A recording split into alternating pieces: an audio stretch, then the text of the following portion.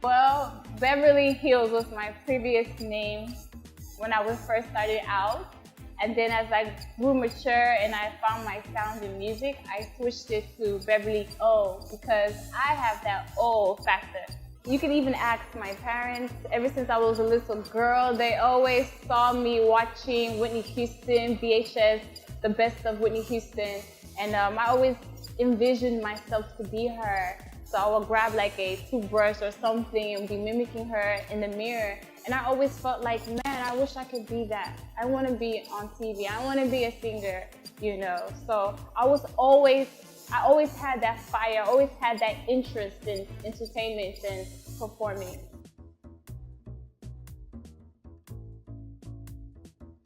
No, I mean, in my early years, no, because growing up in America, all that you're seeing are like American artists. So like as I was growing up, I didn't really was into Afro music. You know, besides Flavour, which my dad used to always play his CD.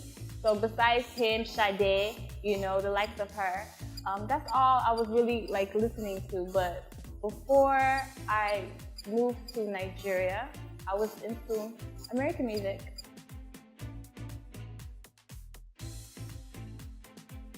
Okay, it was 2011. I did my first Afrobeat song. It was titled Biko Putanuzo, and I recorded the song in Houston with a producer named Eno Will.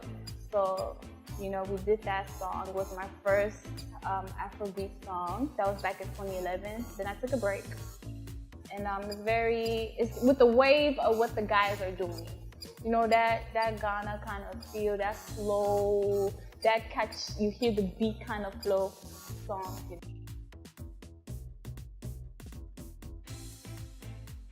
I was thinking to myself, like, why is this industry a male-dominated industry?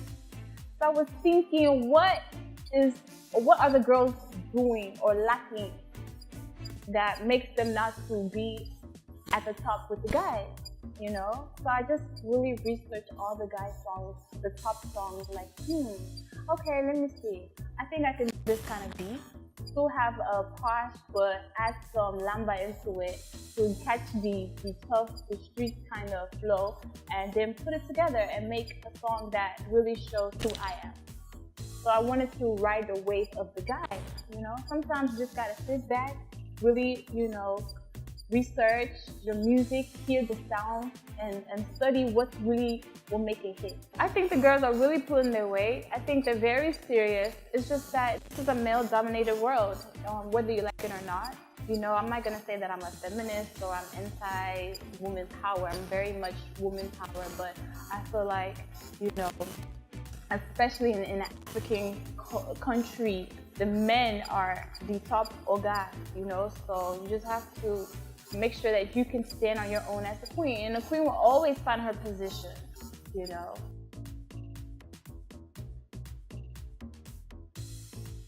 Oh my gosh, it has, because, you know, they pretend like they know what you're saying, and they're like, and then do the complete opposite of what you asked them to do. So you're like, oh God, okay, let me talk slow, or let me try to add some pidgin words into it to make the communication between myself and the person easier.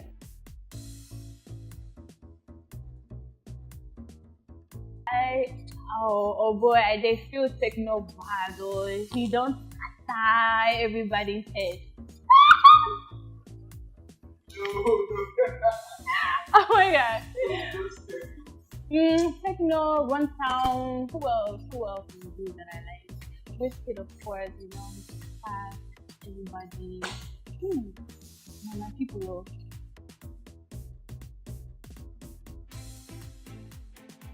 My full name is Beverly Chioma Ekutosalam. Okay. I don't tell nobody my name is Ekutosalam, so I'm so fucking mad that, excuse me, I'm so mad that I just mentioned that to the world. It's a lot of process to change your name in this States. Money too, so I just left it, but I'm gonna change it because, ew, I don't look like an Eku. No, shouts out to everybody's name that's that, but for me, I know like I'm a...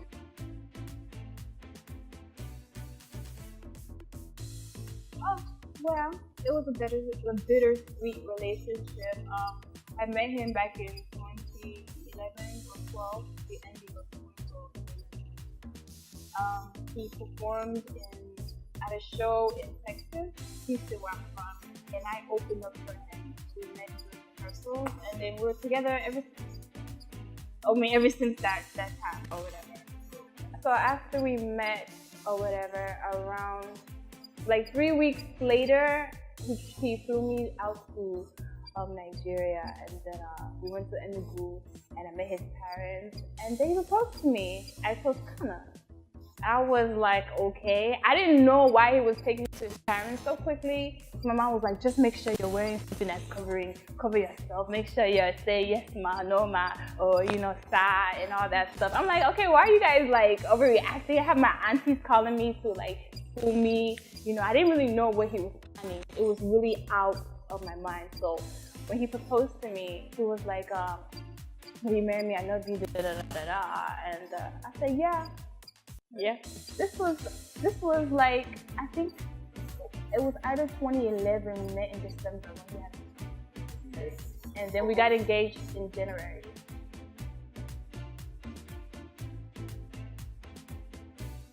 That was probably one of the issues that allowed extra noise to come in. It was the distance. Although I traveled everywhere with him, he took me everywhere I met with him. We tried to spend as much time together, but these Nigeria girls, if they have a plan, they're gonna go through with it. And I felt like he used to warn me, like, you need to move back here. I didn't understand why he was saying such things, but now I see why he was saying it. It's really good that a woman is always close to her man, because men are so weak. Oh my gosh, you guys are so weak.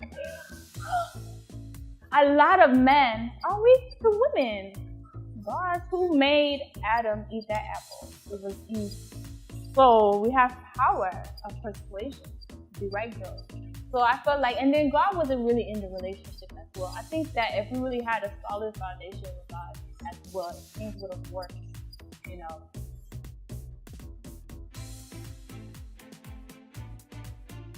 He said that I should stop the music career because it can't really basically work if there's two sides in the relationship.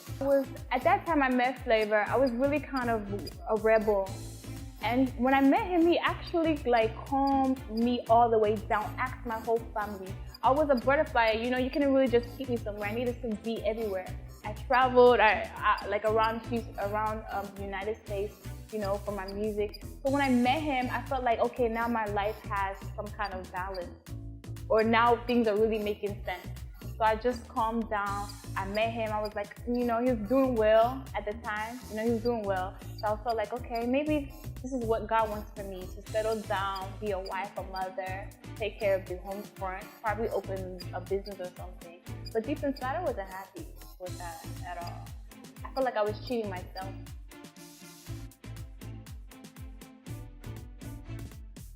It didn't work because of lies, deceit. I felt like we both made mistakes, so I'm not just gonna push it all on him. But I felt like, especially with the women getting them pregnant, was just the ultimate hell no.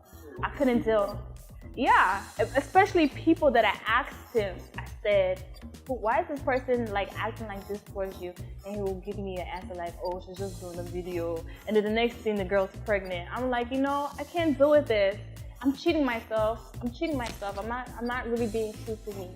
And I feel like any woman should not just settle for what? For some money? For what? To say I'm such and such? No. Do your own thing, boo. So that's what I felt like. I said I couldn't do no more. So I just, in my heart, after the second child, I just said, what, I'm done with him. We're engaged, yeah. I could say yes if I want to get married. It's not my father that would tell me to go and say yes. But in Nigerian culture, your father has to meet the guy and all that kind of stuff to do the traditional marriage. You need your dad's blessing, So my dad refused for the first year. My dad was like, no. He wanted me to finish school. Flavor's a musician. You know how they are. And so, like, towards the second year, my dad finally agreed to meet with him. But by then, he was already just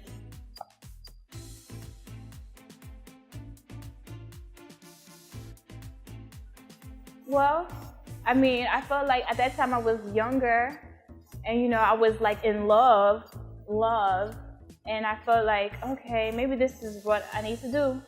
Maybe this will go right. Maybe something finally will go right in my life, because then, like I said, I was a rebel. I was all over the place. I wasn't really serious. I was just, you know how your younger years, you're like, oh, I was finding myself. So from there, I felt like, I wish I didn't do that. I wish I kept it going. I wish I didn't just back out and just hid.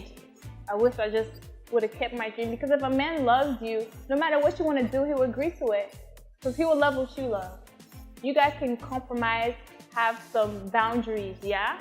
But he shouldn't just tell you can't do this, because there can be two stars. It's not your God. And once you make a man over your life that's a God, then God's gonna, take him away. And so you have to do that plan that God gave you to do. I don't regret anything. Like I said, I was kind of a rebel at that time, and he calmed me down. Even going to church more, even trying to really prepare myself to be a wife.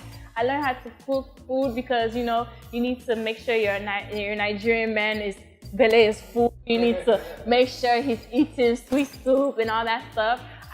Even his parents, his mom, even like opened my eyes. You have to really learn to accommodate the parents as well, take them as your own. That first time I went to Enugu, I didn't know how to act. Now I know how to act with a Nigerian mother, how to properly behave in her presence, even outside her presence.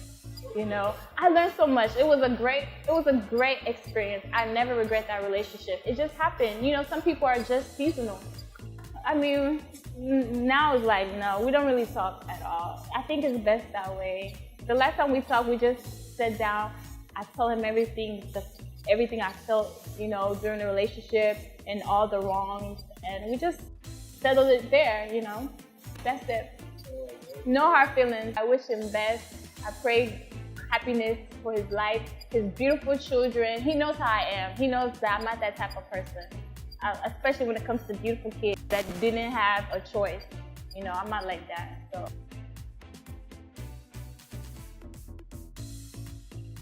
Abuse can be mental abuse. It's not just physically beating somebody. You can beat somebody up with your words. You can make them feel small, even to the point that they want to kill themselves. So domestic violence is just not limited to physical violence, but it's also mental violence. And I don't believe that a man should beat a woman. Never. I don't know. I don't feel like any woman should be beaten.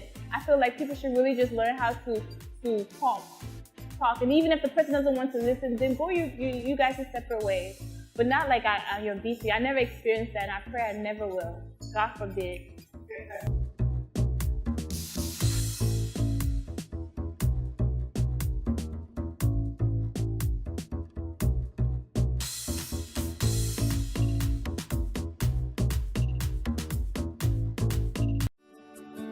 Welcome to Foxville Luxury Hotel. At Foxville Luxury Hotel, we offer excellent service. Our rooms have all the necessary facilities to make your stay comfortable and memorable. You will also have access to internet service, breakfast, 24-hour power supply, full air condition, free international calls, free tire pumping service, and free car battery charge. So what are you waiting for? Quickly visit Foxville Luxury Hotel. We are located at number 1 Adeline Mishile off Raji Rasaki Road, First Estate, Amuwo, Odofin Festac, Lagos. For more information or reservation, please call us on 08075787135 or 08099900601. You can also take advantage of our online ongoing promo at www.foxvillehotel.com to make your reservation and payment for your favorite room, which attracts a discount rate. Please note, rooms are reserved based on first come, first serve. Foxville Luxury Hotel. Experience the home of comfort. They come.